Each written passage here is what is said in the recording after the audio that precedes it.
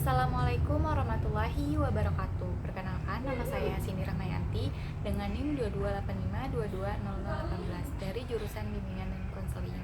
Jadi saya di sini akan menjelaskan materi mengenai attending. Jadi attending di sini merupakan keterampilan atau teknik yang dipakai oleh konselor untuk memfokuskan perhatian pada konseli dengan cara membuat konseli merasa dihargai dan menciptakan suasana yang nyaman sehingga konseli ini mampu berbicara secara terbuka mengenai pikiran, perasaan, atau perilakunya. Oke, selanjutnya di sini ada raport. Jadi raport ini itu adalah hubungan yang positif dan saling percaya antara konselor dan klien. Hubungan ini itu dibangun melalui attending, empati dan kesungguhan konselor dalam membantu kliennya. Tanda-tanda raport ini tuh seperti klien ini sudah merasa nyaman dan aman untuk berbagai informasi pribadi, dan klien juga merasa didengarkan dan dipahami. Klien merasa dihargai dan dihormati, dan klien juga merasa terhubung dengan konselor. Oke, selanjutnya di sini ada acceptance. Jadi acceptance itu adalah kemampuan konselor untuk menerima klien apa adanya tanpa menghakimi atau mengkritik. Konselor harus menerima semua aspek diri klien termasuk pikiran, perasaan, dan perilaku mereka. Cara menunjukkan acceptance ini yang pertama adalah mendengarkan dengan penuh perhatian tanpa menyela. Yang kedua, menghindari penilaian atau kritik. Yang ketiga, mengakui dan menerima perasaan klien. Yang keempat, menunjukkan empati dan pengertian. Oke, selanjutnya adalah materi membuka percakapan. Membuka percakapan adalah langkah awal dalam sesi konseling.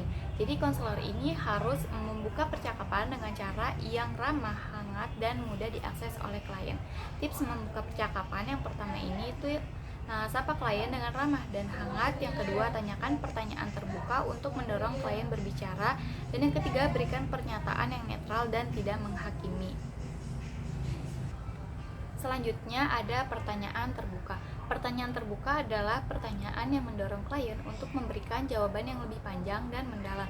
Pertanyaan ini membantu konselor untuk memahami lebih dalam tentang masalah klien dan perspektif mereka. Oke, selanjutnya ada parafrase. Jadi parafrase ini adalah teknik mengulangi kembali pernyataan klien dengan kata-kata konselor sendiri. Tujuannya untuk memastikan bahwa konselor memahami dengan benar apa yang dikatakan klien dan untuk memberikan kesempatan kepada klien untuk mengklarifikasi jika perlu. Dan cara melakukan parafrase ini yang pertama, dengarkan dengan seksama apa yang dikatakan klien dan ulangi kembali pernyataan klien dengan kata-kata konselor sendiri. Selanjutnya ada konfrontasi. Jadi konfrontasi menurut Erfurt pada tahun 2017 itu adalah teknik tantangan untuk membantu klien menganalisis cerita mereka untuk menemukan diskrepansi dan kontradiksi antara perkataan dan perbuatan klien. Oke, selanjutnya ada keterampilan dorongan minimal dalam konseling. Jadi dorongan minimal ini adalah salah satu metode yang digunakan oleh seorang konselor untuk memberikan dorongan langsung dan singkat terhadap apa yang telah diungkapkan oleh konseli. Misalnya dengan menggunakan ungkapan oh, iya, lalu, terus, dan wah, dan seperti itu. Selamat pagi. Pagi Ibu. Oke, sebelumnya kamu boleh memperkenalkan diri dulu ya ke Ibu. Oke, kenalin nama saya Salsabila. Rumah saya di Cilegon. Saya kelas 11 SMA. Udah. Hari ini berarti habis pulang sekolah. Iya, Ibu habis pulang sekolah. Bagaimana di kelasnya perasaan kamu tadi di sekolah?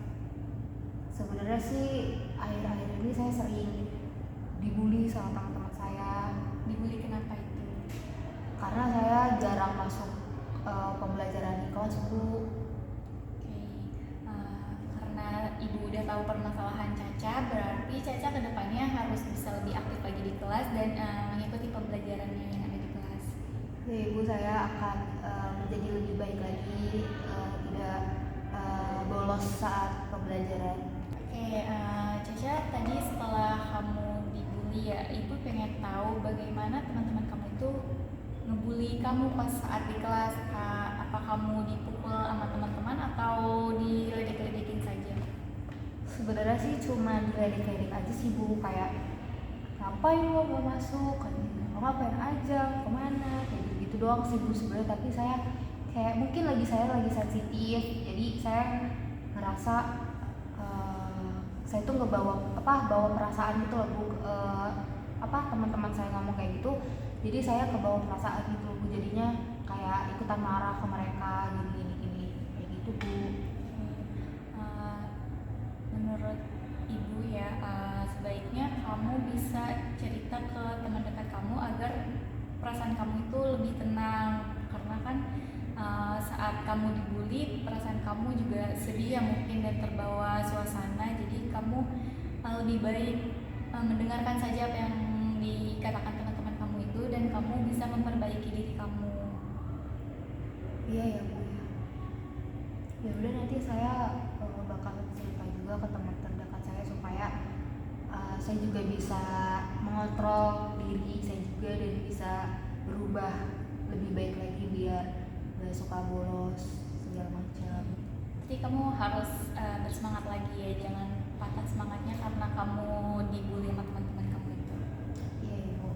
Setelah kamu dibully itu, kamu merasa terganggu nggak sih, Cak, dengan kondisi kamu dibully seperti itu? Sebenarnya sih saya merasa terganggu sih Bu atas tindakan teman-teman saya seperti kayak gitu. Terus kamu berani untuk mencoba menceritakan kepada teman-teman kamu? Sebenarnya berani sih Bu, tapi saya malu, takutnya nanti saya mengungkapkan atau menceritakan ke teman saya malah malah memperkeruh juga, memperkeruh masalah saya sendiri gitu Bu. Ya, saya mengerti, Cak, bahwa perasaan itu tuh sulit ya untuk membicarakan hal seperti itu kepada orang lain. Tetapi menyimpannya sendiri juga itu tidak akan bisa membantu dalam diri kamu, dan tidak ada salahnya untuk kamu meminta bantuan kepada teman-teman kamu. Iya sih Bu. Ya udah Bu, nanti saya bakalan cerita ke teman terdekat saya untuk mengungkapkan apa yang saya rasain sekarang. Oke, semoga kamu bisa menyelesaikan permasalahan ini dengan damai dengan diri kamu sendiri ya, Cak. Iya Bu, terima kasih Bu. Oke, selanjutnya ada yang ingin lebih lanjut dibicarakan kepada Ibu Caca? Sebenarnya saya pengen Ibu ngasih tahu gimana caranya biar saya itu gak bolos saat pelajaran kayak gitu sih Bu. Kayak gimana ya Bu contohnya, kayak saya tuh harus bagaimana. Oke, baik. Saya punya solusi untuk Caca biar Caca lebih bersemangat lagi ke sekolah. Yang pertama itu Caca bisa menentukan tujuan Caca di sekolah itu seperti apa, dan setelah menentukan tujuan Caca, Caca bisa bersemangat ke sekolah karena tujuan Caca yang awal ingin belajar dan ingin mencapai prestasi Caca di sekolah. Dan yang kedua itu Caca harus konsisten dalam menjalani pembelajaran yang ada di sekolah. Jadi kalau misal Caca udah semangat, Caca harus semangat terus ke depannya dan tidak boleh bermalas-malasan seperti itu. Terus yang ketiga juga, Caca itu bisa mengelola waktu Caca di rumah, karena biasanya kan kalau di rumah banyak waktu bermain. Jadi Caca bisa membatasi waktu bermain Caca biar keesokan harinya di sekolah itu Caca bersemangat untuk datang ke sekolah biar tidak kesiangan, dan Caca bisa bersemangat juga ke sekolahnya seperti itu. Oh gitu ya Bu ya. Iya. Jadi nanti saya mengikuti apa saran dari Ibu. Semoga saya bisa mengikuti saran dari Ibu. Terima kasih ya Ibu. Iya, sama-sama Caca. Bu, sebenarnya saya sering kali dibully seperti ini. Kadang saya juga merasa terganggu dan terluka atas perilaku teman-teman saya. Oh gitu. Jadi yang saya tangkap bahwa kamu ini tuh merasa terganggu dan terluka oleh perilaku mereka ya, karena kamu itu seringkali menjadi korban bullying di sekolah. Iya Bu, benar. Sebenarnya sih Bu, saya gak merasa khawatir sih Bu, karena saya nganggepnya teman-teman saya itu kayak cuma bercanda doang kali ya Bu sama saya. Jadinya saya gak terlalu khawatir sama teman-teman saya kayak gitu sih Bu. Saya bisa melihat dari suara kamu yang disampaikan kepada ibu, dan saya bisa melihat ekspresi kamu. Sebenarnya bahwa itu bisa akan berdampak negatif buat diri kamu sendiri dan buat kedepannya nanti di lingkungan sekitar kamu itu akan menimbulkan dampak negatifnya. Gitu ya Bu ya.